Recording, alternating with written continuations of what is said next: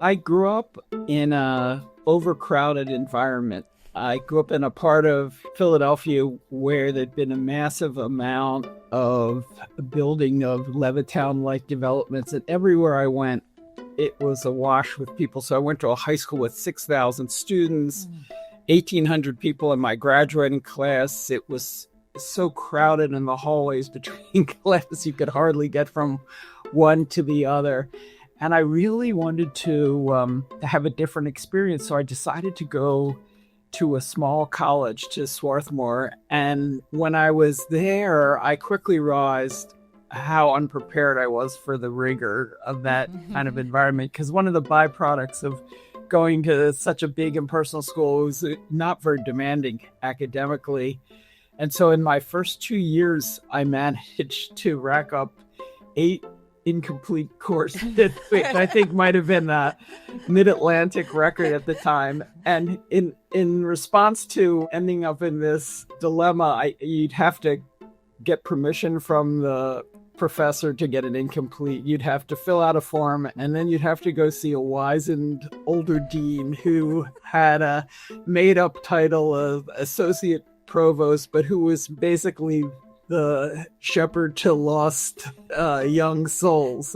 And he took me under wing, and I came to see him so many times over those 2-year periods. We forged a close relationship. And I later learned that he's the person who kept Robert Putnam from dropping out of college as well when he ran into a real impasse in his life. So I saw firsthand the value of mentoring, and you know, he really never gave me advice. He really just gave me acceptance. Invited me to his house for dinner with his family and on camping trips. And you know, I later discovered that, you know, just hundreds and hundreds of people had that same experience. And when I went back to my 45th reunion several weeks ago, there's now a painting of him that hangs right after the entrance to the main building of the college. And so it just gave me, you know, it was really interesting because his role really was to be a mentor, even though, you know, they had to give him an academic sounding title. So I saw very, very early in my career the power of mentoring and also of cross-generational bonds. And I've taken that with me every step of the way. Yeah. And Marc, what a powerful story of your experience of, I love the 8 incompletes. Welcome to A Life Worth Working, a podcast about how we get to the soul of work. We're your hosts, Michelle Weiss and Dana Allen Walsh. I'm a writer on the future of education and work, and Dana is the senior pastor of a progressive church. And as always, we love hearing your comments, questions, and thoughts. So please know you can email us anytime at hello@alifeworthworking.com. And please make sure you subscribe to our show, give it all the stars, and share it with your friends and loved ones who may be searching for more meaning in their work lives. In this episode, we chat with Marc Freedman, founder and co-CEO of CoGenerate, and founding faculty director of the Yale Experienced Leaders Initiative, Yale Eli Fellows. He is one of the nation's leading experts on our multi-generational future and is the originator of the idea of the encore career, or the idea of linking second acts to the greater good. So, Marc, you have experience being a recipient of mentorship. And then tell us about how your career comes into being of doing 3 decades of mentorship work in a multi-generational setting. I went to work for an organization that was set up to create new educational and social programs for low-income kids. And I went there at the age of 25, so I was a young person focused on young people. At that time, the field was so heavily dominated by quantitative sociologists, economists, who saw the importance of relationships as being a challenge for the research, this intangible, confounding aspect that, needed to be ignored. And there was even talk in the education field of teacher-proof curricula at that point. So that messy human elephant was messing up all of these research projects. But if you talk to young people, they always wanted to talk about a person, a barber, a coach, a neighbor who had taken them under wing. And so I was much more taken with what I was hearing from the young people than from these researchers. And the opportunity arose to do a study of Big Brothers Big Sisters, which had been around for a century but had never been evaluated. And it turns out there were 30,000 kids waiting on the waiting list, and they were waiting about 18 months. So we took 1,000 kids, and 500 of them got Big Sisters and Big Brothers, and the others waited for 18 months. And we just wanted to see what the difference was. And it was shocking. There was a 33% difference in violent behavior, a 46% difference in drug and alcohol use, a 50% difference in school truancy. And it was really shocking because there really was very little going on other than the bonds. There wasn't a curriculum or a program. So we, assumed we'd made some kind of mistake, but there was no mistake. And, without believing this was a panacea, it underscored the power of creating relationships. And at the same time, because there were so many kids on the waiting list, raised this question of where are the human beings to do the things that only human beings could do. And most of the people being recruited for mentoring programs then were people who were busy with their own kids. And we found that it took 10 to 12 hours a month of real focus and attention to produce those results. So success was a lot about showing up. So that also raised the question, where is the segment of society which has time along with numbers? And it seemed abundantly clear that there were a lot of people who were the ages of Gil Stott who had taken me under wing. And so that got me thinking about older people. And now, 3 decades later, I realize this connection is about so much more than time and numbers, that there's a developmental fit. It's like the needs and the assets of older and younger generations fit together like pieces of a jigsaw puzzle. So, so I started in a kind of 2-dimensional way. And ever since I've been learning that there are additional dimensions. And what does the work look like for you now, Marc? I know you just talked about wrapping up a course through Yale. So can you describe that? It's a great time to talk about that because I'm in a very reflective mood. So last week I finished the first cohort of the Yale Experienced Leaders Initiative, the Yale Eli Fellows, which I served as faculty director for and really have been working on for 3 years. And so that was an emotional moment. And at the same time, right in the middle, AERP held a celebration for the 30th anniversary of Experience Corps, which included a panel with my co-founder, Linda Fried, who's the dean of the Mailman School at Columbia, the public health school there. And so it was a chance to reflect on that program as well. And now, everything's, I'm thinking, what's the last 30 years been about? I didn't think I would start anything again. I'm 67 now, and both of those experiences drive home something that I think is very much in line with the theme of your podcast, which is that a lot of stuff was unanticipated, random, required adaptation. And it's funny because in this conversation with Linda Fried, who's a wonderful scientist, a physician, she looked back at the same experience with Experience Corps and saw it all being rooted in scientific principles and unfolding in this, linear and compelling way, which I'm sure is true. And all I can think of are all the missteps and sidesteps and unanticipated developments. So, for example, we started the program out with a kind of thousand flowers blooming approach. These older people were doing all kinds of things to help the kids. In Philadelphia, one of the schools, a retired mailman brought a mailbox into the school and started a writing program where kids wrote letters to each other, put them in the mailbox, and then he would go and they would be deputized as junior letter carriers. Things like that stood out for me. And then then the Clinton administration decided all new money in service was going to go towards reading by the third grade. And suddenly we became a literacy program. And it turns out the program was a really good literacy program. Research by Johns Hopkins and by WashU showed extraordinary effects on reading by the third grade. But that was never, at least in my mind, an intention. So, and similarly with the Eli Fellows, the Fellows themselves were remarkable co-creators.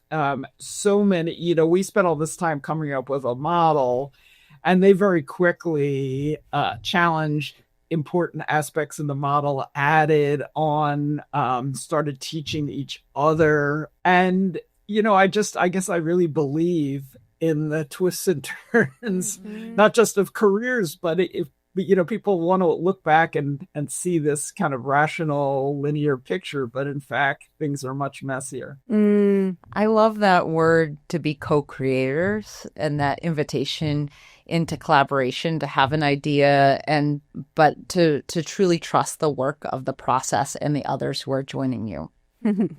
Yes. And, it's interesting. Another parallel between these two efforts is that they did become all about relationship. The Experience Fair program was designed to build these relationships between older and younger people, but the older people worked in teams of 10 to 15. They formed bonds that were like workplace ties. There were young AmeriCorps Vistas who were in their 20s who came into the program. Those bonds between the older and younger, in every direction, these relationships are radiating. And what I learned from this more recent Yale Eli experience is that 80% of the program for these fellows was each other. As a faculty member, you're thinking 80% is about those fabulous readings you're assigning and these, insightful lectures.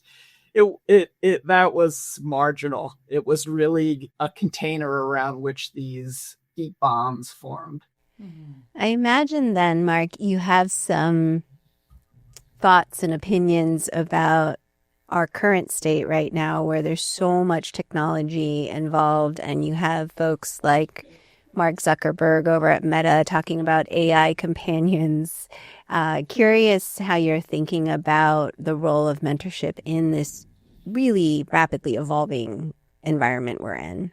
To go with random nature of how I tend to see things, and this is probably sidestepping your question because I'm not really sure of my direct answer, but a drawback of the Eli program is that it's a hybrid program. So people came together at the beginning and the end in person in New Haven, but in the middle, it was all on Zoom.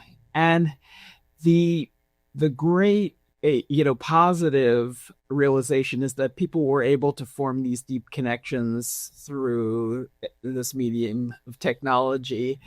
On the other hand, there were none of the kind of random encounters with young people that have defined the programs at Harvard and Chicago and Stanford and Notre Dame, where these older people are taking classes with undergraduates and graduate students. And it meant that any kinds of cross-generational bonds, which I'm so focused on, had to be made in more kind of mechanical and deliberate ways. So anyway, how's that for sidestepping? That's totally fine.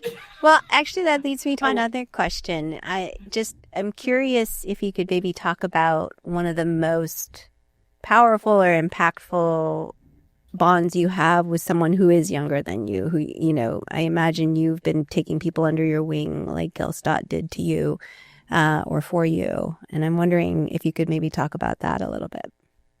Well, I'll make it a two-part answer and give you the honest answer in the first part, which is that throughout my life, at key junctures, it seemed like an older person would appear and take me under wing and provide invaluable assistance. One of the closest bonds was with John Gardner, who I co-founded Experience Corps with, who had the original Experience Corps name, who was in his 80s at the time. And it seems like as I've gotten older, I've just looked for older and older people. And because it's been such a rewarding experience. So I still find myself, at 67 looking for older mentors. So I had to actually step back and say, wait a minute.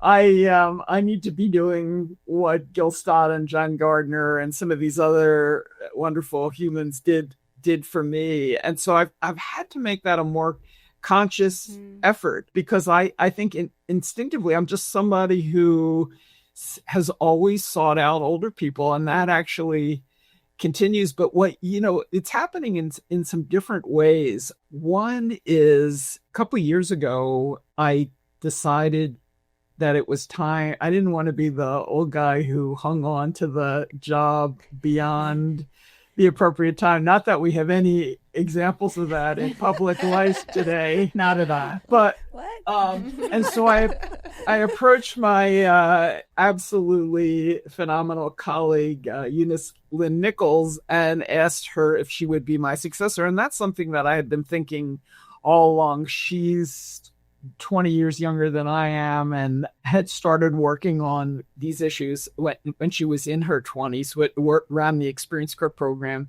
San Francisco. And so I thought I was, bestowing this great mantle on Eunice, and she turned me down flat. And what she said to me, really from the heart, we've always been wonderful colleagues.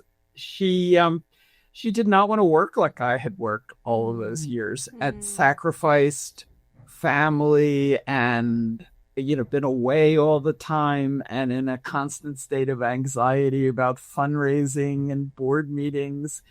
And it wasn't a life that she aspired to. She had 2 teenage boys at the time. But to my surprise, she came back with a counteroffer, which is doing the job together.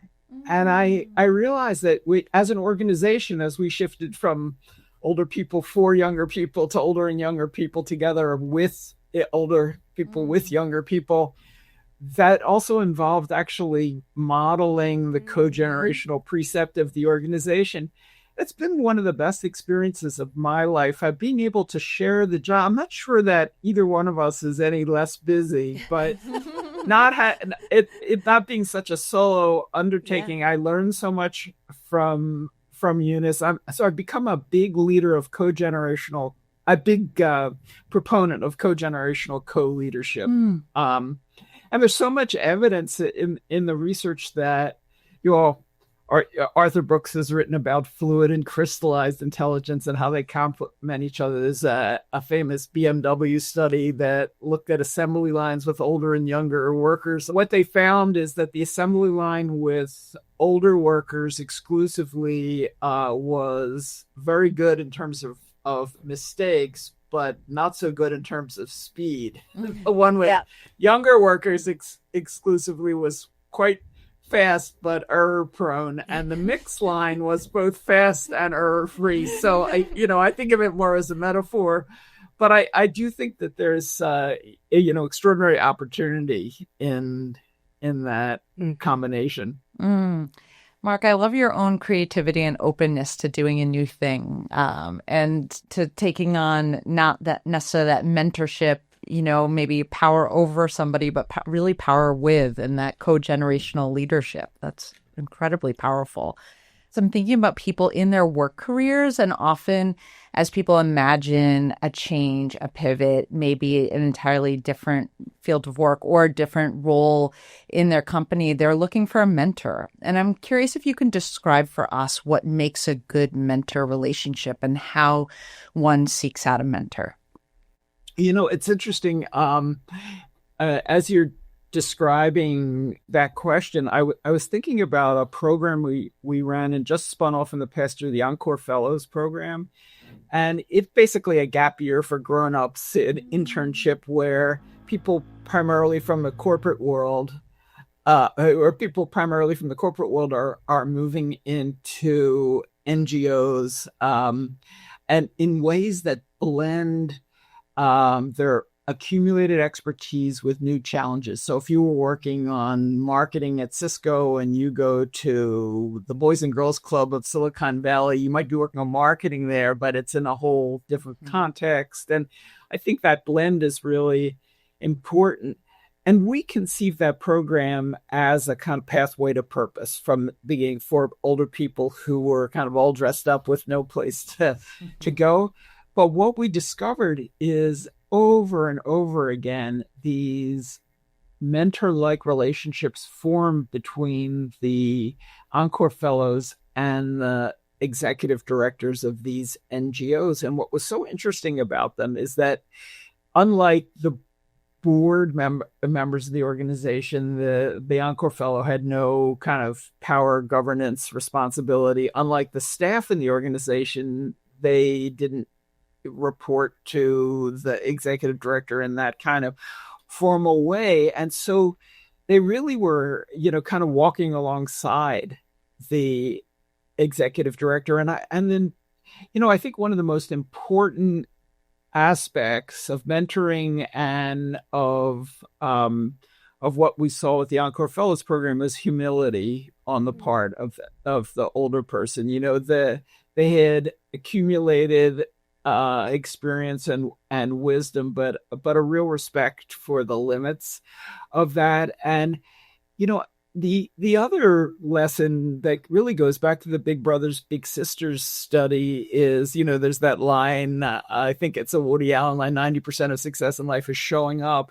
It really is persistence and consistency that is so important. So these Encore Fellows, they were there, a few days a week, week in and week out for a year. Those Big Brothers and Big Sisters were showing up every week for an extended period of time. And I think it's critical for building trust, and you can't rush it. It's, mentoring is like, baking a souffle. If you do try to expedite things, if you try to be strategic, it often collapses. Yeah. Thank you for that. It's such an important reminder that time and patience are required for real relationship building. It's not something we can schedule, with 5-point questions to just make it happen. You've been studying this, you've been researching it, you've been writing about this work, you've been a social entrepreneur, and you have deep, deep curiosity about just the space of mentorship. What do you feel like you're still trying to figure out about relationships and mentorship? Well, I think that in the shift to co-generation and the emphasis on collaboration, it's much more a kind of co-mentoring. And I think I'm really interested in what older and younger people can do together, especially in all the crises that face now. And to go to what you were saying, Dana, the trust and those bonds are so important. But how do you come together on equal footing? Oftentimes there's a power dynamic, there's a wealth issue. That I did a course at the Modern Elder Academy a couple of years ago that included people from their 20s through their 80s, and then almost equal distributions in every age decade along the way. And wonderful people. They really liked each other, got along. Many of them are, cross-generational lines are still in contact. But the wealth divide was so dramatic. One of the 20-somethings was a single mom living in the Midwest, doing community organizing, trying to put food on the table.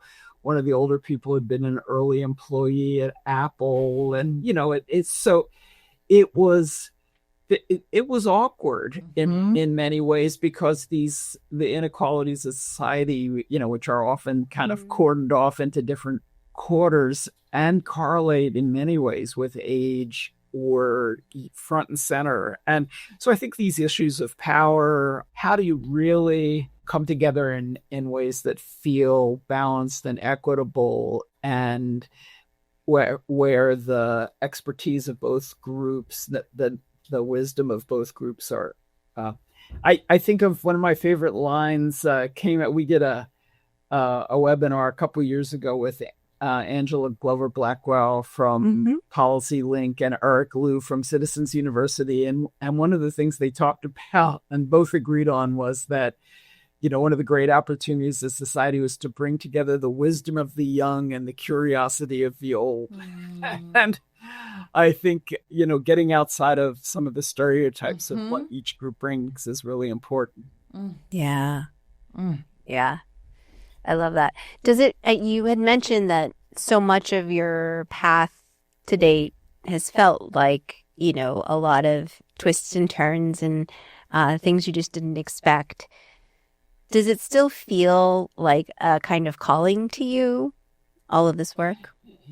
It does. And I don't know if either of you read Rick Rubin's book, The Creative Act. It's quite good. He's this remarkable music producer, and it's a book about what he learned about creativity. It's not a memoir in that sense. And one of the things he argues is that from all of these musicians that he's worked with, that they oftentimes didn't know where the idea came from. It was he was convinced that they were just really good at listening to the zeitgeist, and he makes the case, which I found really compelling. It's interesting, there'll be these artistic movements that happen in different parts of the world or scientific breakthroughs with people who really didn't work together at all, but they were all tuned into the sort of the ideas of the times. And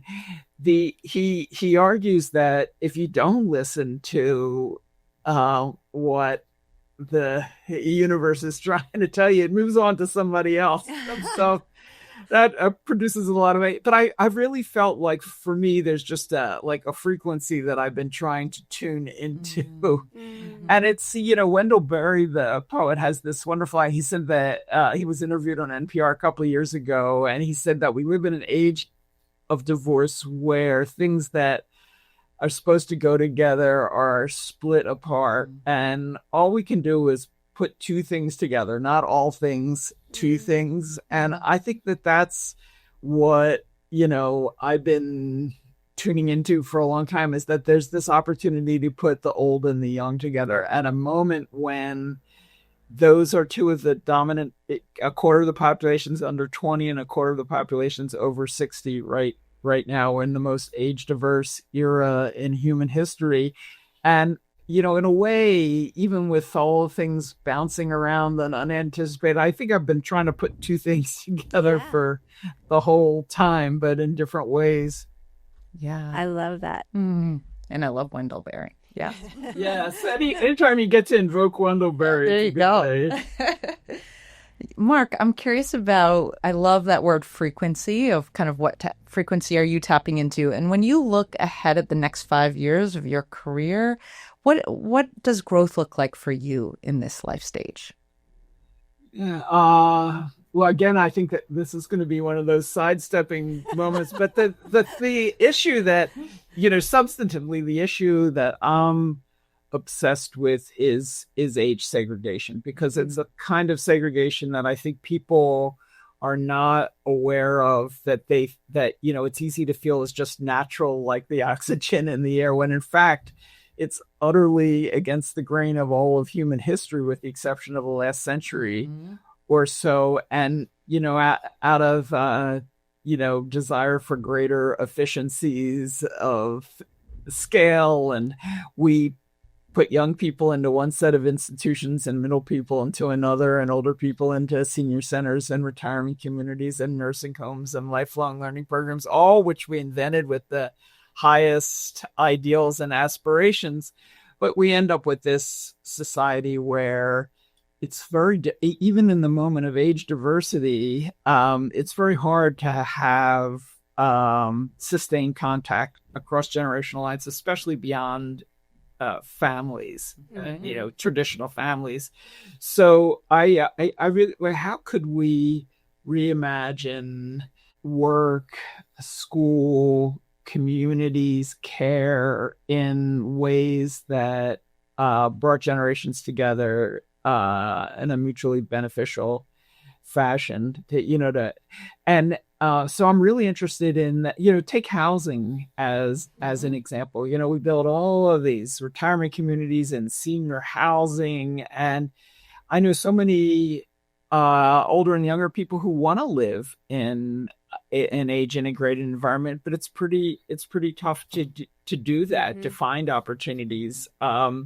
So I'd like us to be as creative around bringing people together across age as we've been in splitting them apart. And that's really where I'm very much obsessed. And maybe to come closer to answering the question is one of the areas I'm interested in doing that is music, because I think that's a kind of zeitgeist moment, right? Whether it's Tony Bennett and Lady Gaga or Tracy Chapman and Luke Combs at the Grammys, or, Brandy Carlisle and Joni Mitchell, one after another, there are these incredible examples of music where older and younger people are coming together in a way that I think really shows what the combination of generations, can produce that neither can do on their end. So we're thinking about starting a new program called Generations Got Talent, where we have older, younger duets competing with each other in all genres.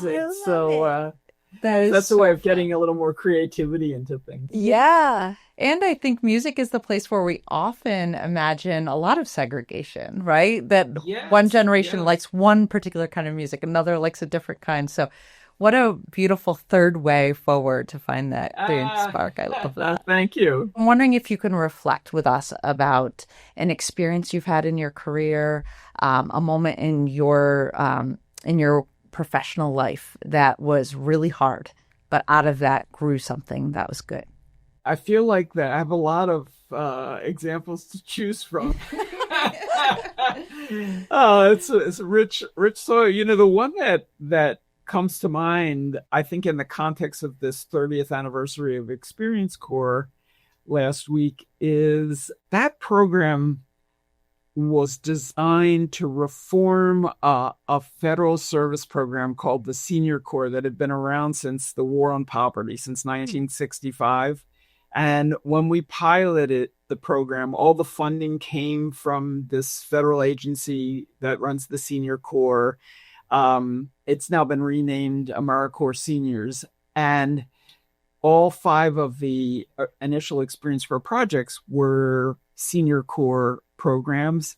And that went extremely well. And the idea was to modernize this program so that the Senior Corps would become Experience Corps. That would be a 21st century. And what happened is that after the program was so successful and had all this research evidence, instead of embracing the program, the directors of the Senior Corps around the country rose up and killed it. They killed all funding for the program. And it reminded me that, that adage, the great enemy of reform is the last generation of reform. And similar things have happened around Head Start. And I was crushed because I'm remain to this day an enormous fan of these Senior Corps programs, foster grandparents, RSVP, Senior Companion Program. They're brilliant. And so I didn't see this coming. And it did force us to reimagine the future of Experience Corps, not as a model for updating and reforming these programs with ideas that had come from the Senior Corps directors themselves, but as an independent program. And that was, brought with it a whole set of challenges. In fact, it was close to going out of existence because there was no steady funding stream, and AARP adopted it and has run it ever since and put tens of millions of dollars, maybe hundreds of millions of dollars into it. That was another, kind of out of the blue salvation. And so I'm not sure what would have happened to this program if AARP hadn't come to the rescue. So, things did not go as planned. Yeah. One final thing, and it's just like a fun, silly question that we like to ask folks is, what is one job out there that you're fully unqualified to do that you wish you could do?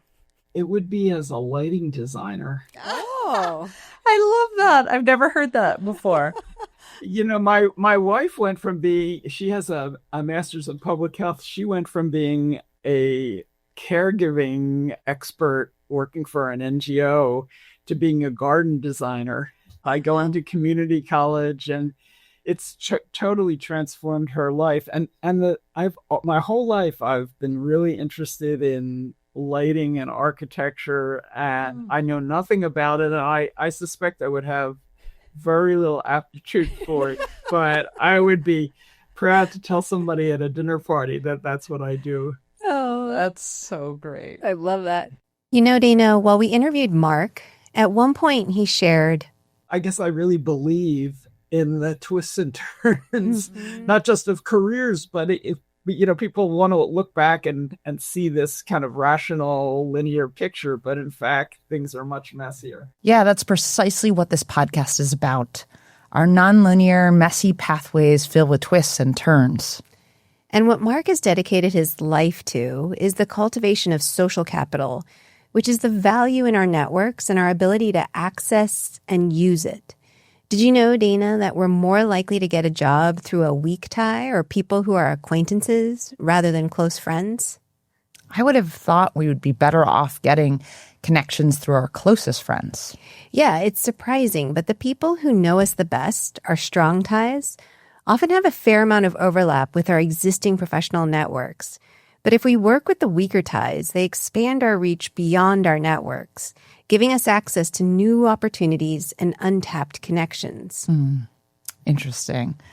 By fostering these intergenerational and mentoring relationships, Marc's work strengthens people's social capital and their ability to have real choices and mobility in their careers.